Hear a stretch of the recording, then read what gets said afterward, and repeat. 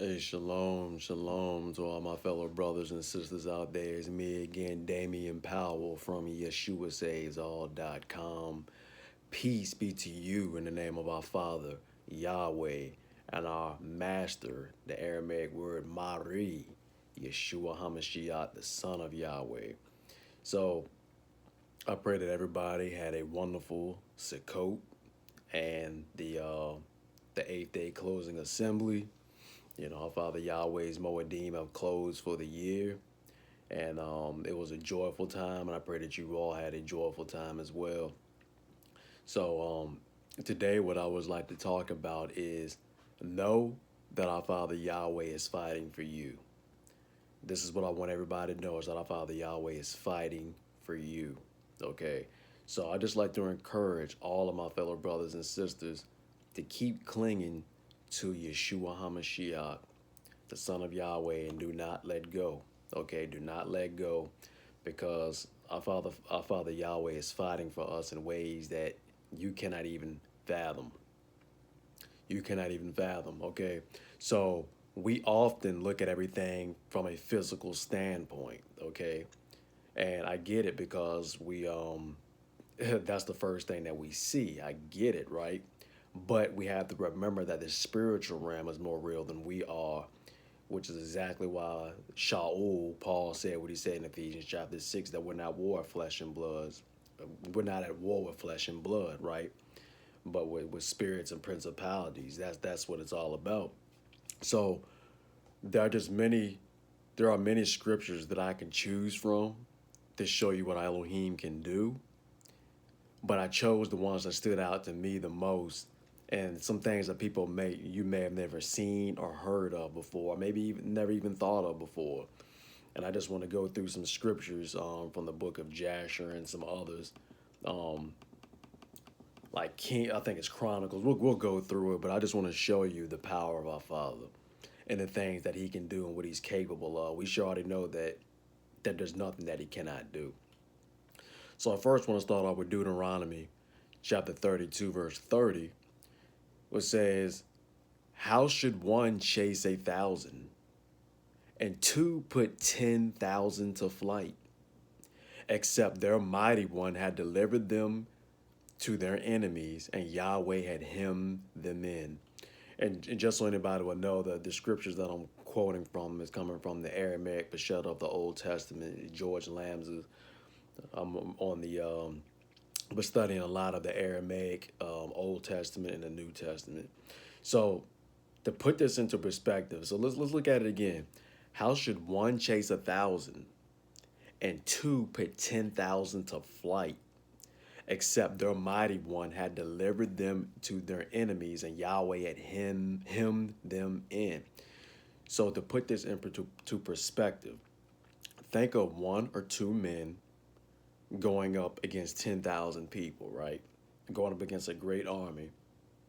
And those 10,000 people look at those two men, but yet they see a great army of 50,000 great warriors behind them. But the two men don't see those 50,000 warriors behind them, and it causes those 10,000 men to take off running in fear for their lives.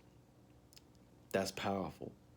This is why Yahweh always says, be strong and be of a good courage, because all He wants is His children to trust in Him and His power. Okay?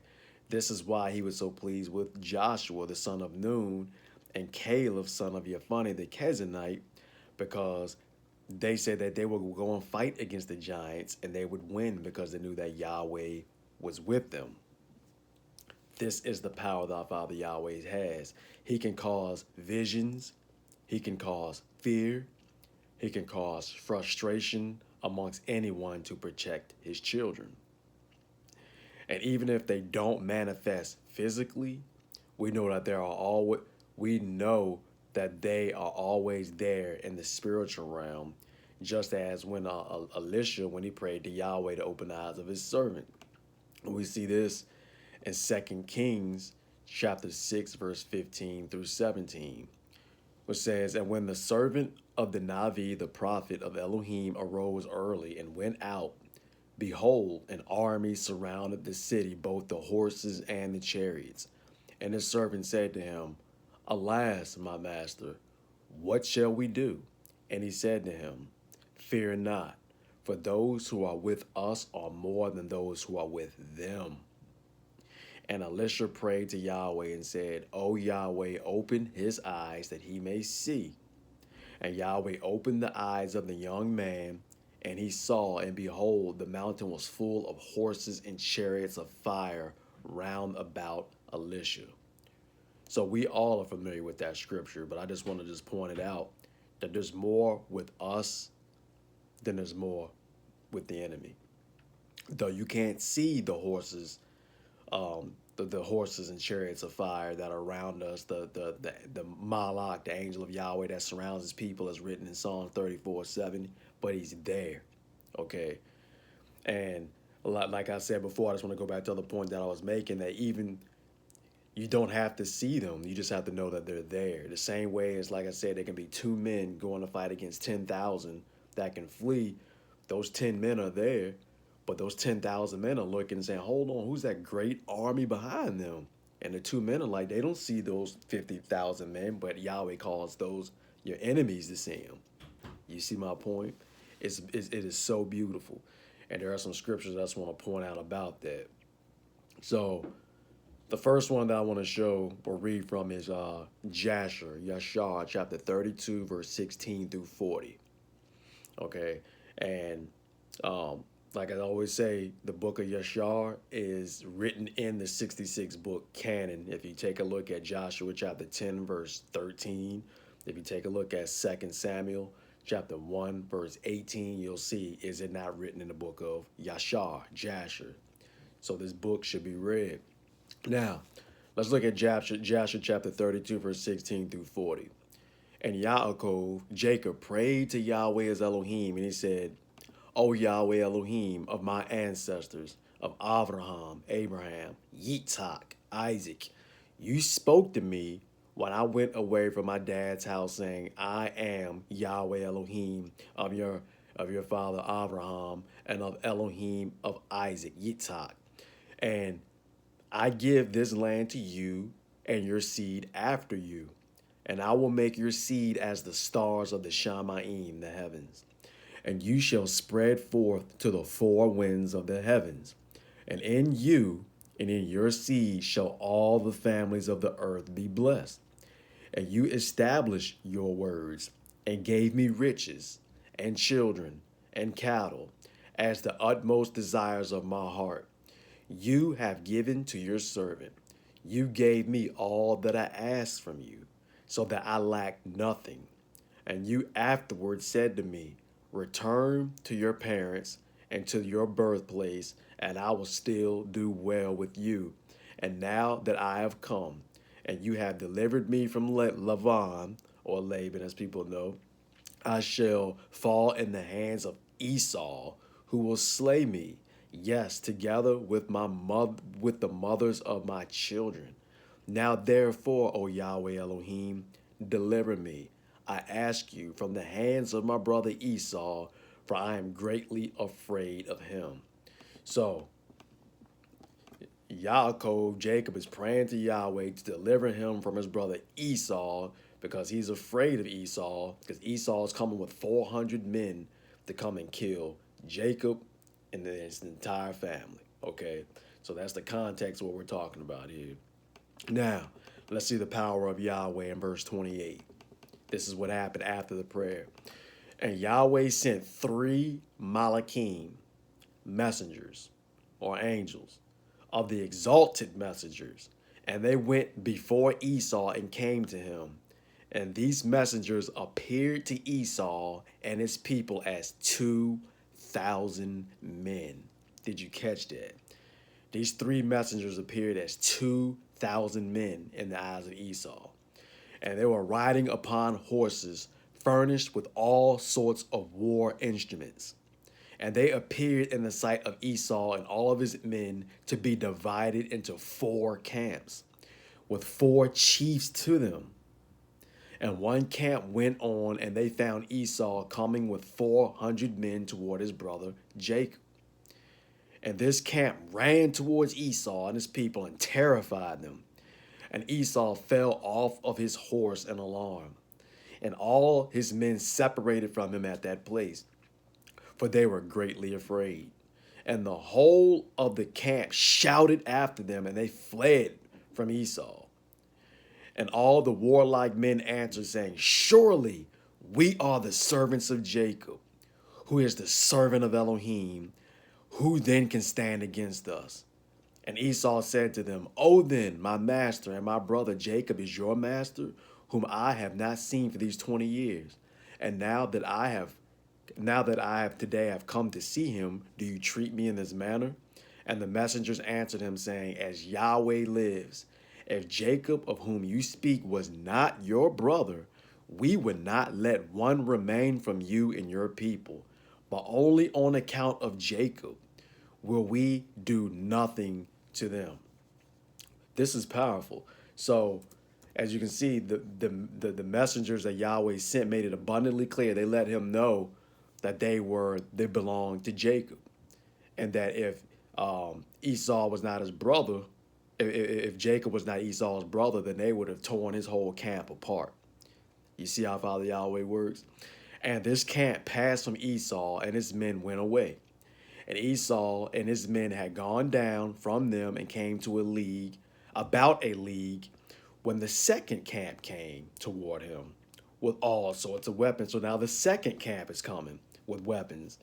And they did to Esau and his men as the first camp had done to them. And when they had left to go on, behold, the third camp came toward him, and they were all terrified.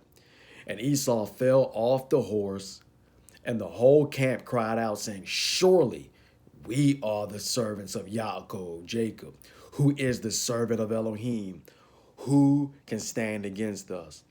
And Esau again answered them, saying, O then, Jacob, my master, and your master is my brother.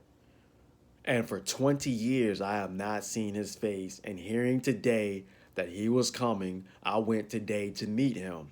And do you treat me in this manner?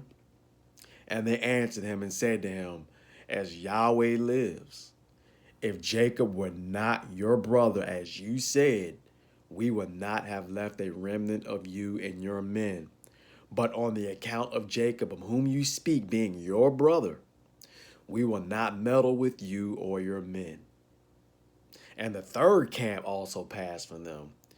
And he still continued this road with his men towards Jacob, when the fourth camp came toward him. And they also did to him and his men as the others had done. So Esau and his men got terrified 4 times. Okay. And he became greatly afraid of his brother Jacob. So after all of this, when Yahweh sent these messengers to appear to him as 2,000 men, it terrified Esau, because he said that these were servants of Jacob. And they was greatly afraid of his brother Jacob now.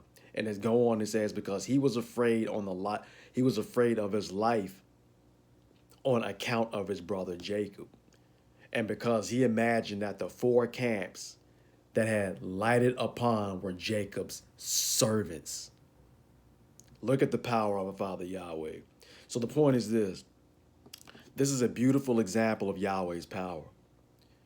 All Jacob had to do was pray to Yahweh because he was afraid of his brother Esau. However, Jacob had no idea how Yahweh was going to take care of the situation. He just trusted that he would. So like I said, he sends 3 messengers who appeared as 2,000 mighty warriors and terrified Esau and his 400 men. Wow. So our Elohim can do the exact same thing today. Let us pray to him and trust in him and let him handle the details. But I'll give you an example. Literally last night, though, there were teenagers in the neighborhood, right? And they blast music. They were blasting music, okay? And this is not the first time they've done it. But they blast music real early in the morning. So literally, this is what I said when I prayed. I said, Father Yahweh, I said, cause them to hear the sound of police sirens to make them cut off the music. And immediately the music stopped. Our Father Yahweh is awesome. His son Yeshua is awesome. This is what I'm saying. And this is not the first time that I've ever had to pray against the situation, and immediately the music would stop. The point is, we don't know how he's doing it or how he's going about it, but I did something specifically and asked for, and it stopped. How awesome is our Elohim? There is no one like him. There is no one beside him. So let's take a look at some more scriptures. Look at 2 Kings chapter 19, verse 4 through 35. It says, it may be Yahweh Elohim will hear the words of Rabshakeh, whom his master, the Assyrian king, has sent to reproach the living Elohim. So this is when Shenherib, the Assyrian king, was going up against Judah, Jehoshaphat, saying, look, you know, nobody's Elohim has been able to stop me, and your Elohim is not going to be able to stop me either. So he just reproached our Father Yahweh, right? So we're going, and you'll see what I mean here, how Father Yahweh handled the situation. It says, whom his master, the Assyrian king, has sent to reproach the living Elohim, and will rebuke him for the words which Yahweh Elohim has heard. Therefore beseech and pray for the remnant that is left. So the servants of the king Hezekiah came to Isaiah the prophet. Yeah, I'm sorry, it was Hezekiah. And Isaiah the prophet. And Isaiah said to him, thus shall you say to your master, thus saith Yahweh, do not be afraid of the words that you have heard, which the ambassadors of the king of the of Assyria have blasphemed me. Behold, I will send a blast, which is a spirit or deadly wind in Aramaic, upon him, and he shall hear a rumor, and shall return to his own land, and I will cause him to fall by the sword in his own land. So we know that Sanherib was praying to his false Elohim when his two sons rose up and slew him, and then they flew to the Mount of Arat. So that prophecy came to pass, right? Now let's look at verse 21. This is the word that Yahweh has spoken concerning him. The virgin daughter of Zion despises you and laughs you to scorn. The daughter of Jerusalem, shakes her head behind you.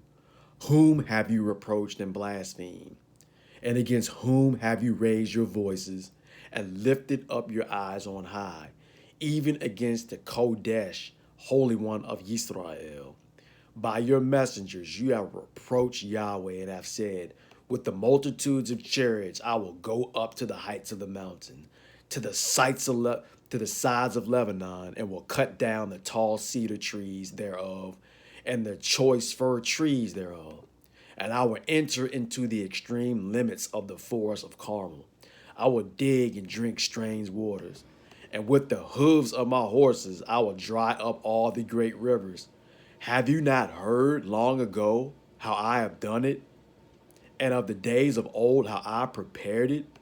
And now I have brought it to pass that you lay waste fortified cities with ruinous heaps. Therefore their inhabitants became weak.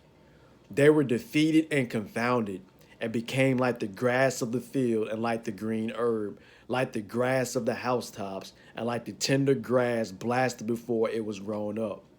But I know your dwelling place, and your coming in and your going out, and your rage against me, because you have dared and raged against me, and your blasphemy has come to my ears. Therefore I will put a hook in your nose and a bit in your lips, and I will turn you back the way which you came. And this shall be a sign to you. You shall eat this year that which grows of itself, in the second year that which springs of the same. And in the third year sow and reap and plant vineyards, and eat the fruit thereof. And the remnant that is left of the house of Yehuda, Judah, shall increase, and they shall again take root downward and bear fruit upward. For out of Jerusalem shall go forth a remnant, and they that escape out of Mount Zion, the zeal of Yahweh of hosts, YeshuaSavesAll, shall do this. Therefore thus saith Yahweh concerning the king of Assyria, he shall not enter into this city, nor shoot an arrow there, nor come before it with shields, nor lay an ambush against it. But by the way that which he came, by the same shall he return.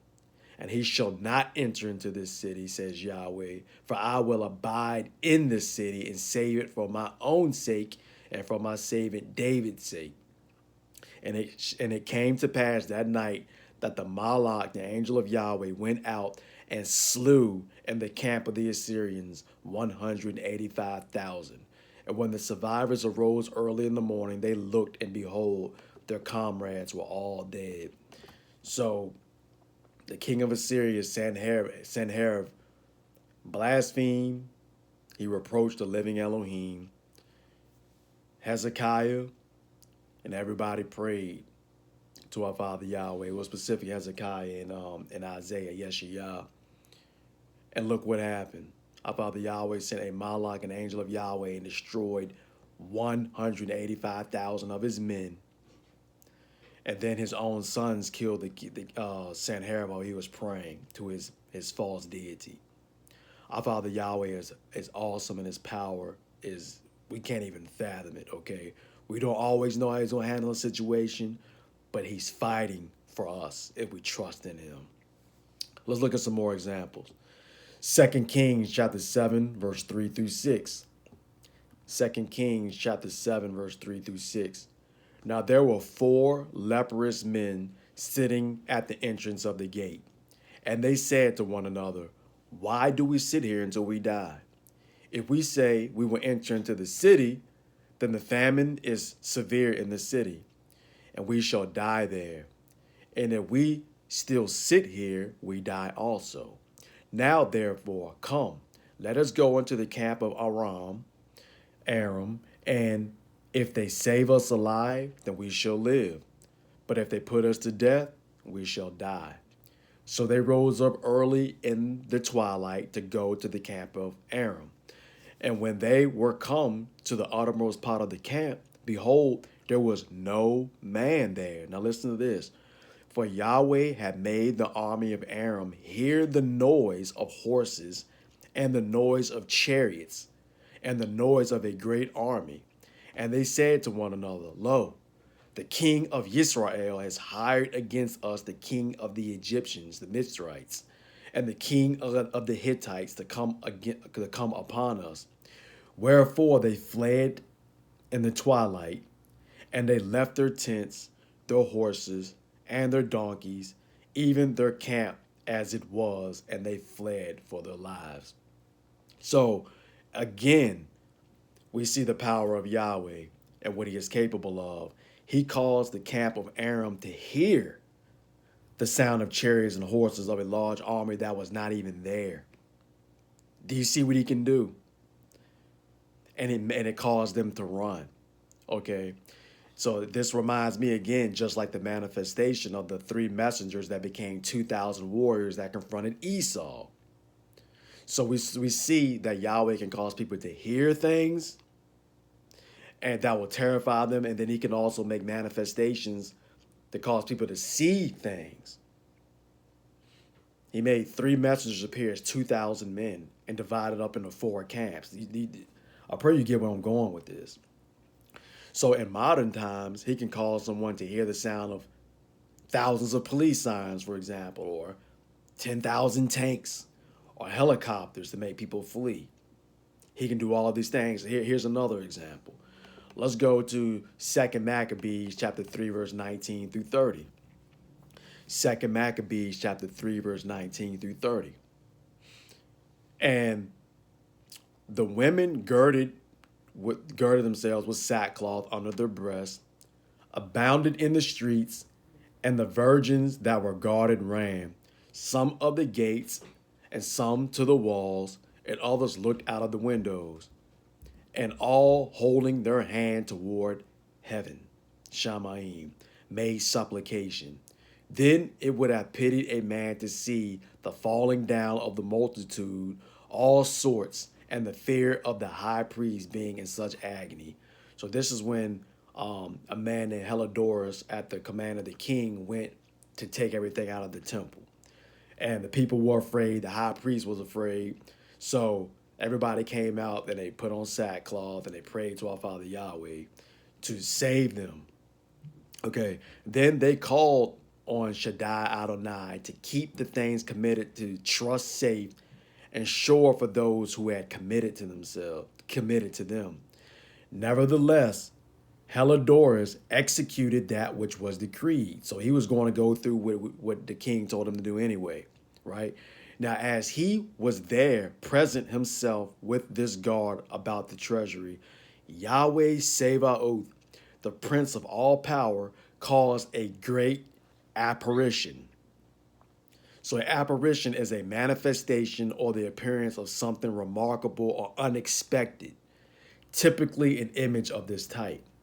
So he caused an unexpected manifestation or appearance to appear to Helidorus as he was trying to go into the temple.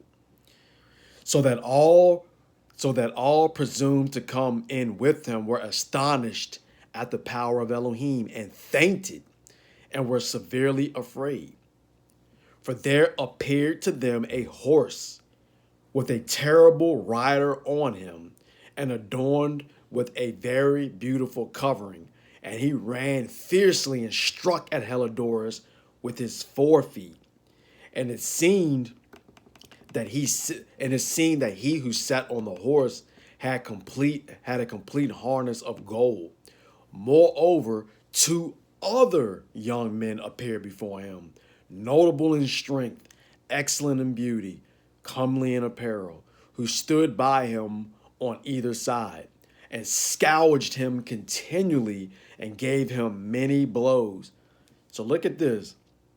Our Father Yahweh calls a great apparition of a great rider on a horse who came at him and hit him with the forefeet of the horse. And then 2 other young men appeared, and they struck him with many blows.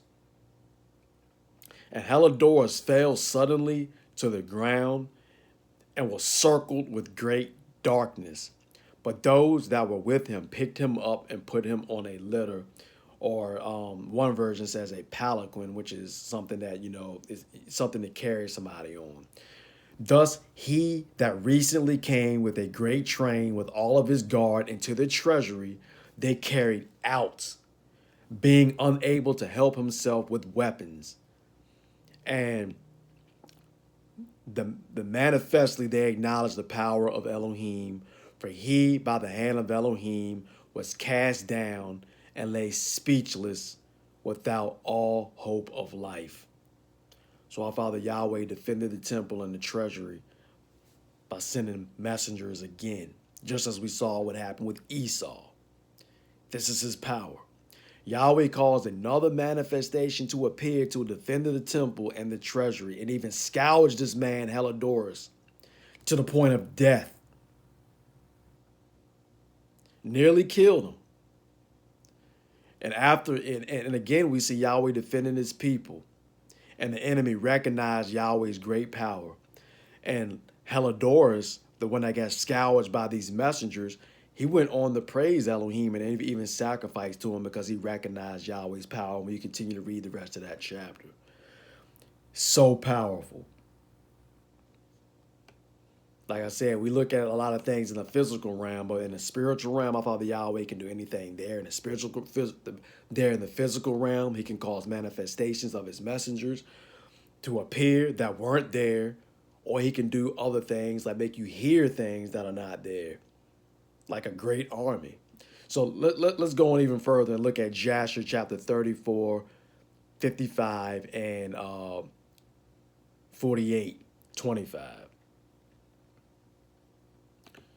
When we look at this, we'll see some more of his power and what he's capable of. So this is after Simeon and Levi destroyed Shechem. We all remember that, right? When Shechem, whose dad was Hamor, he went out and he pretty much raped Dinah, their sister, who was 12 years old at the time, who was Jacob's daughter.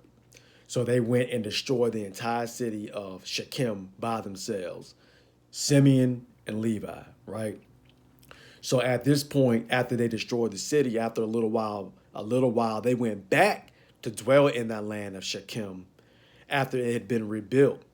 And the Canaanite kings thought that they were coming back to destroy it again. So they arrayed themselves to war against the sons of Jacob, right? So this is what it says, surely our Elohim, who delivered the city of Shechem and his people into their hand, he will also deliver into our hands all the Canaanite kings who are coming up against us. And we will do to them as my brothers did in Shechem. So that's what I was talking about. Judah is speaking about Simeon and Levi who destroyed the city of Shechem by themselves. So Judah is saying that Yahweh would deliver the Canaanite kings who are coming up against us, the 7 kings. We will destroy them just as he gave the city of Shechem into the hands of Levi and Simeon.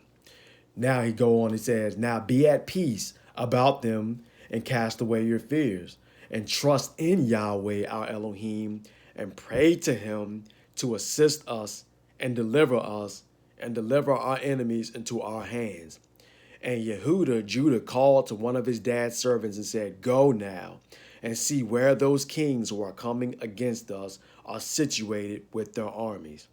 And the servant went and looked far off and went up opposite to Mount Sion, not Mount Zion. And saw all of the camps of the kings standing in the fields. And he returned to Judah and said, behold, the kings are situated in the field with all of their camps. They're situated in the field with all of their camps. And a people exceedingly numerous like the sand upon the seashore.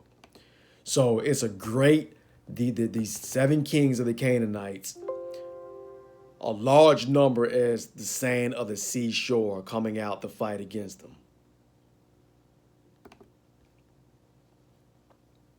Excuse me 1 second. Coming out to fight against them. So Jacob, now at this point, Isaac and Jacob prayed for the sons of Jacob. Okay, so after Judah made this statement right here in Joshua 34, we see that Isaac and Jacob prayed to our Father Yahweh, and then in chapter 35, verse 1 through 19, we get the result. We get the result of what happened with the prayer. So this is what happened. Joshua chapter 35, verse 1 through 19. And all of the kings of the Amorites came and took their stand in the field to consult with their counselors what was to be done to the sons of Jacob. For they were still afraid of them, saying, behold, 2 of them killed the whole city of Shechem. And Yahweh heard the prayers of Isaac and Jacob, and he filled the hearts of all of these kings' advisors with great fear and terror, that they unanimously exclaimed. Now this is what they said. Are you too simple today? Are you so simple today? I'm sorry. Are you so simple today? Or is there no understanding in you that you will fight with the Hebrews? And why will you take a delight in your own destruction today? Behold, 2 of them came against the city of Shechem without fear or terror, and they killed all the inhabitants of the city, that no man stood up against them. And how will you be able to fight with them all? So this is what our Father Yahweh was causing them to discuss among themselves. If 2 men, Levi and Simeon, destroyed the whole city of Shechem, then how will you fight against all 12 of them? No, let me rephrase that. How will you fight against all 10 of them? Surely you know that our Elohim is exceedingly fond of them and has done mighty things for them, such as has not been done from the days of old. And among all the Elohim of the nations, there is none that can do like his mighty deeds. Surely he delivered their ancestor Abraham the Hebrew from the hand of Nimrod and from the hand of all of his people who had many times sought to kill him. He delivered him also from the fire in which King Nimrod had cast him. and his Elohim delivered him from it. And who else can do the like? Surely it was Abraham who killed the 5 kings of Elam when they touched his brother's son, whom in the days dwelled in Sodom, and took his servant that was faithful in his house and the few of his men, and they pursued the kings of Elam in one night and killed them, and restored to his brother's son all his property which they had taken. It's talking about when Abraham rescued Lot. Surely you know the Elohim of the Hebrews is much delighted with them, and they are also delighted with him. For they know that he delivered them from all of their enemies. And behold, through his love toward his Elohim, Abraham took his only and precious son and intended to bring him up as an ascension offering to his Elohim. And had it not been for Elohim who prevented him from doing this, he then would have done it for his love to his Elohim. And Elohim saw all of his works, and he swore to him and promised him that he would deliver his sons and all of his seed from every trouble that would happen to them, because he had done this thing. And through his love to his Elohim stifled his compassion for his child. And have you not heard what their Elohim did to Pharaoh, king of Mitzrayim, Egypt, and to Abimelech, king of Gerar? Through taking Abraham's wife, who said of her, she is my sister, lest they might kill him on account of her, and think of taking her for a wife. And Elohim did to them and their people all that you heard of.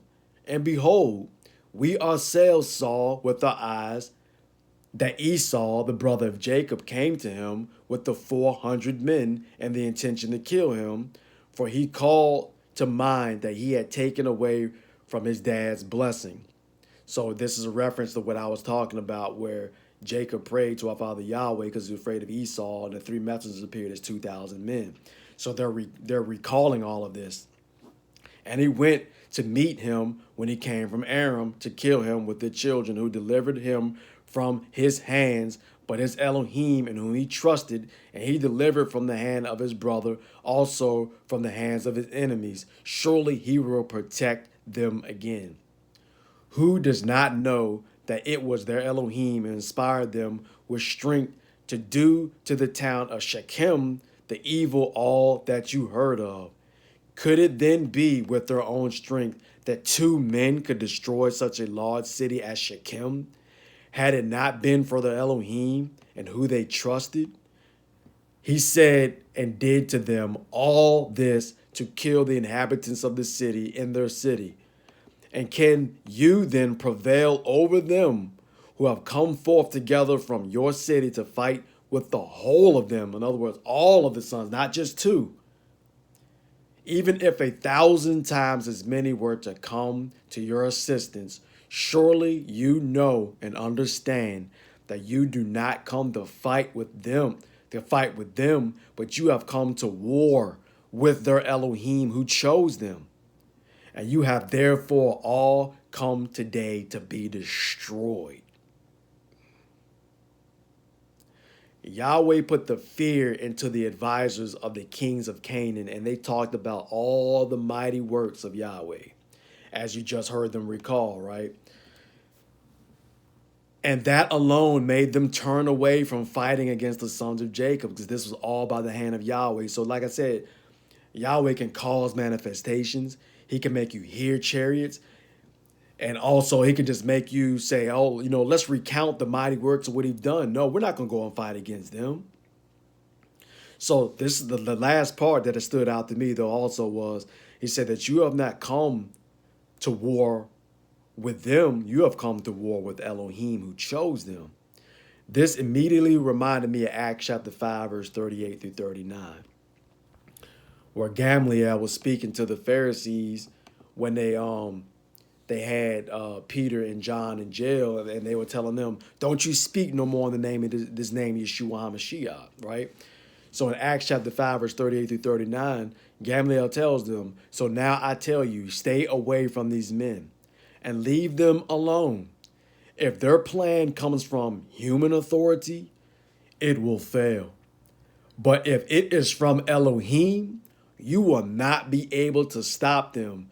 You might even be fighting against Elohim himself, which I just read from Jasher. You might be fighting against Elohim himself. Hallelujah. So this same conversation that the advisors gave to the kings of the Canaanites, the Amorites, not to fight against Yahweh and his the sons of Jacob. It reminds me of what was said by the Ammonite Achior in Judith, which is in the Apocrypha, who also gave a history of Yahweh's power. This is what our Father Yahweh can do. He causes the fear of him to fall upon people, and they will recount the mighty deeds of Yahweh, and then they will turn away and say, should we fight against them? So let's look at the account of Judith, chapter 5, verse 1 through 24.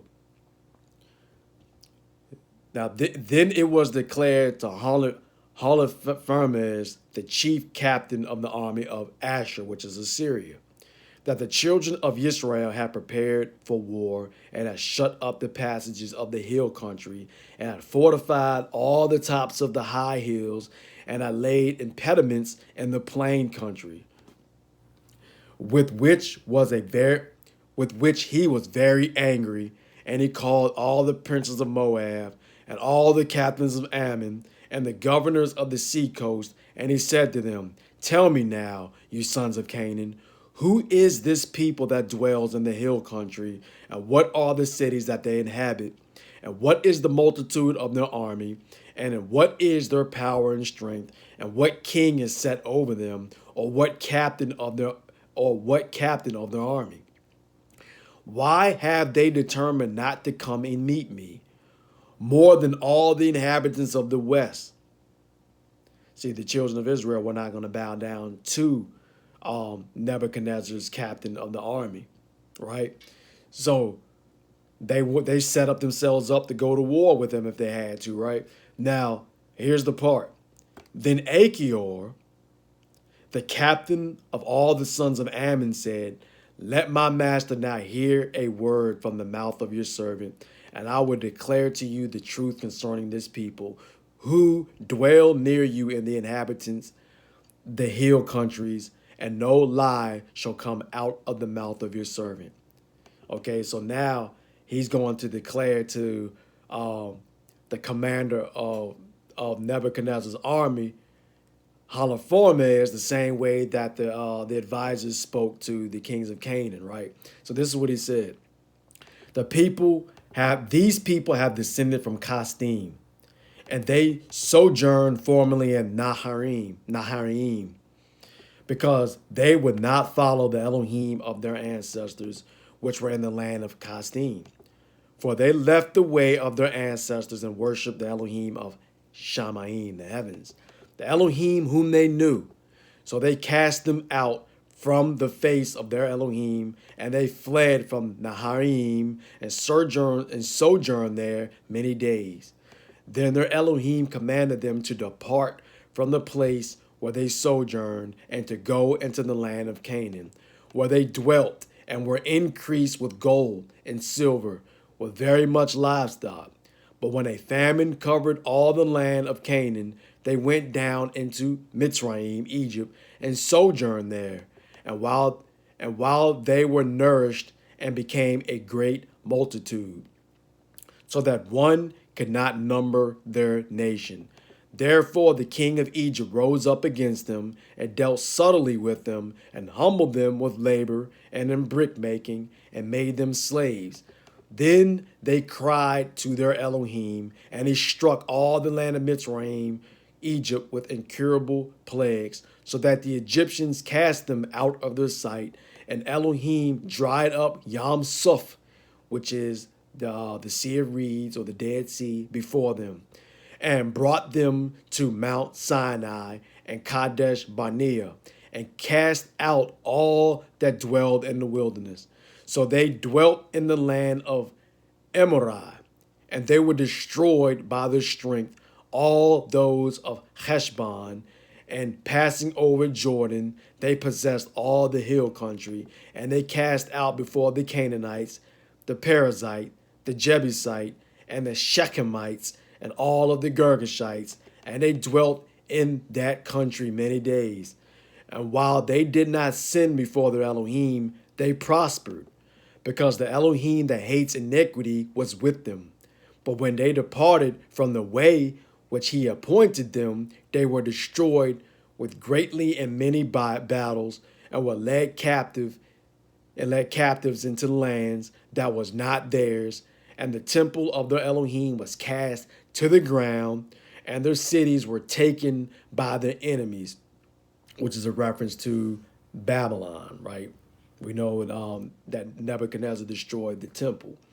But now have they returned to their Elohim, and have come up from the places where they were scattered, and have possessed Jerusalem, where their sanctuary is, and were all seated in the hill country, for it was desolate. Now, therefore, my master and governor, if there is any error against these people, and they have sinned against their Elohim, let us consider that this shall be their ruin, and let us not go up, and we shall overcome them. But if there is no iniquity in their nation, let my master now pass by, for fear that Adonai defends them, and their Elohim protects them, and we shall become a reproach before all of the world. And when Achior had finished these sayings, all of the people standing round about the tent murmured, and the chief men of Holofernes and all that dwelt by the seaside of Moab spoke that they should kill him. For they said, we will not be afraid of the face of the children of Israel. For look, it is a people that have no strength nor power for a strong battle. Now therefore, Master Holofernes, we will go up, and they shall be prey and be devoured into all of the army. So Achior, the Ammonite, warned them the strength of Yahweh by giving them a history of the children of Israel. But they did not listen, and Yahweh gave Assyria into the hands of Judith. You know that if you read the book of Judith, you'll see that she prayed to Yahweh, and she was able to deceive him and got close to Holofernes and cut off his head. And the children of Israel defeated them, right? So the point is that Achior was an Ammonite. He warned them not to fight against Yahweh's people, okay? And in the end, Achior, the Ammonite, ended up getting circumcised. We read in Judah chapter 14, verse 10, and then he joined himself to the children of Israel from that very day. So the point that I'm making is that there's a correlation between that, what Achior did, the Ammonite, of giving a history of the children of Israel and the power of Yahweh, the same way that the advisors did when they spoke to the Canaanite kings. So our Father Yahweh can cause fear to come upon people, and they will say things like, have you heard what Yahweh has done? Should we go up and fight against these people? This is how awesome he is. And literally this just came into mind when I was in middle school. There was somebody who wanted to fight against me, right? But there was always one guy, he always say, he said, I know this guy. He said, this guy knows karate. Brothers and sisters, I know nothing about karate. But what that guy spoke instilled fear in other people. And they were like, I'm not going to go and fight against this guy. And looking back on it, it was our Father Yahweh. The same way that I'm just giving these same accounts now. I know zero about karate. But the people are like, I'm not gonna fight against him because he knows something that we don't. Same thing that I just read. Truly beautiful. Now, we're getting ready to close out here, but I want to give a couple more examples. Let's look at Jasher chapter 40, verse 4 through 6. Jasher chapter 40, verse 4 through 6. And the sons of Yaakov, Jacob, were afraid of those men, Beth-horon, as they were not accustomed to fight in the dark. And they were greatly confounded. And the sons of Jacob cried to Yahweh, saying, Save us, O Yahweh, deliver us, that we may not die by the hands of these uncircumcised men.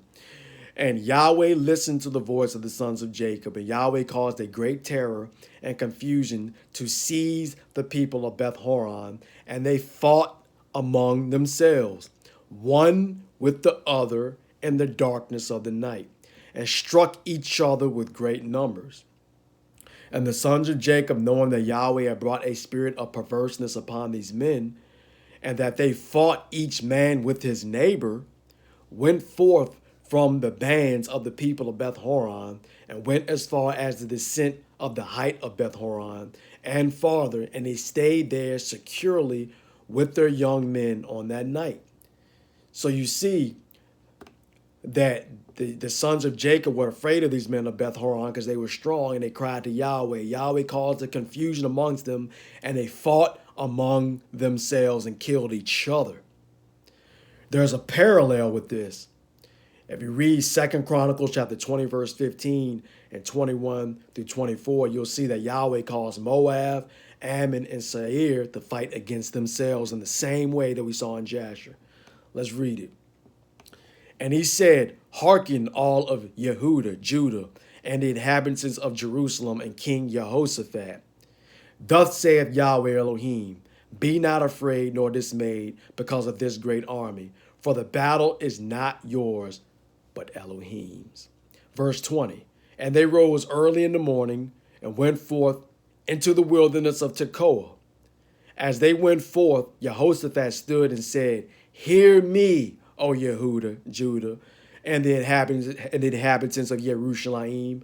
Believe in Yahweh your Elohim, so you shall be established. Believe also in his Nevi'im, the prophets, and you shall be delivered.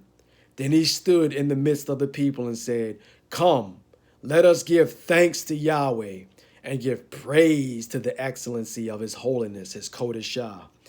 And as he is going forth before our enemies to fight for us against our enemies.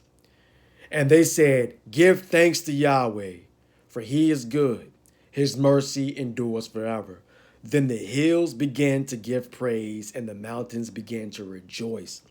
And while they began to sing and give praise, Yahweh set ambushments against the children of Ammon, Moab, and Mount Seir, which were come against Judah, and they were smitten. For the children of Ammon and Moab stood up against the inhabitants of Mount Seir, utterly to slay and destroy them. And when they had made an end of the inhabitants of Seir, everyone helped destroy another. And when Judah came to the watchtower of the wilderness, they looked to the multitude, and behold, there were dead bodies fallen from the earth, and none had escaped. It's the same parallel from Jasher to 2 Chronicles 20. Yahweh caused confusion amongst them, and they fought against each other, and they killed each other without the sons of Jacob having to get involved, and without Jehoshaphat and Judah having to get involved in the fight. Yahweh took care of it. So you can't war with Yahweh. You can't war with his people. Okay? And one of the things that Yeshua said is when he was talking to Pilate, he says, You have no power or authority over me, only what is given to you from above. You see? So anyway, the point is this. Take a look at what happens when you praise Yahweh. Thank him. Sing to him, even in the midst of battle, and he will move for you. Okay, so remember to praise Yahweh at all times and trust him and watch him move in your life and know that he is fighting for you. He is fighting for you. You may not know how it's going to be. It may be a physical manifestation of Malachim, angels, messengers appearing as men, as mighty warriors to fight for you. He may cause police sirens. He may cause helicopters. He may cause a sound of large army to come. He may even make your enemy to start to discuss the power of Yahweh amongst each other and say, we might not want to go and fight against them because of the mighty acts of Yahweh. We know that he belongs to Yahweh or she belongs to Yahweh. We might not want to do this deed. Our Father Yahweh can cause fear, confusion, manifestations, apparitions, all of these things to fight for you. To fight for you.